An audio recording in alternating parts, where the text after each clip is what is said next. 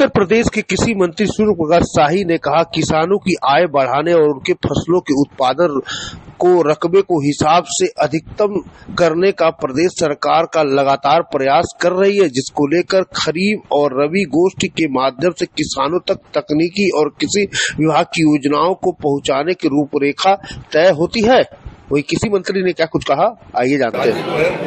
आत्मनिर्भरता के दिशा की ओर आगे की ओर बढ़ा है, तो ये प्रयास इस समय उत्तर प्रदेश की सरकार की तरफ से हुई कि सरकार ने राज्य के भीतर दलहन और तिलहन उत्पादन करने की भी एक विशेष योजना चलाई और उस योजनाओं का जो किसानों ने कहा कि बीज की मात्रा ज़्यादा है तो उत्पन्न कर दिया जाए। तो हम अब आप इससे अनुमान करिए, किसान ही मांग कर रहा है कि बीज की मात्रा को घटा दो, हम 2 किलो देते हैं, कहता है 1 किलो।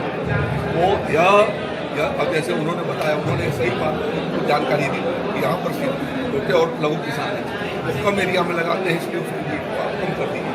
तो ये किसान की मांग है, ये चीज़ें जो आती हैं उसका समाधान करते हैं और इसकी वजह से राज्य के भीतर कृषि का क्षेत्र है वो देश का एक अग्रणी राज्य के रूप में बड़ा है।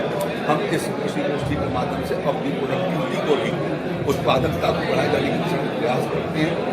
पिछले वर्षों में धान के उत्पादन में लगभग 7 से 8 क्विंटल प्रति हेक्टेयर की वृद्धि हुई।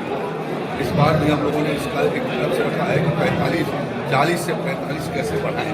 तो 45 बढ़ाए जाने के लिए किसान जब तक जागरूक नहीं होगा, जब लगाए जाने के तरीके नहीं समझेगा, अच्छी वैरायटी के बीज नहीं लगाएगा, तो ये संभव नहीं है। इसलिए उनको इसकी जानकारी हमारे अधिकारी यहाँ पर की जानकारी देते हैं, अपनी योजनाओं की जानकारी देते हैं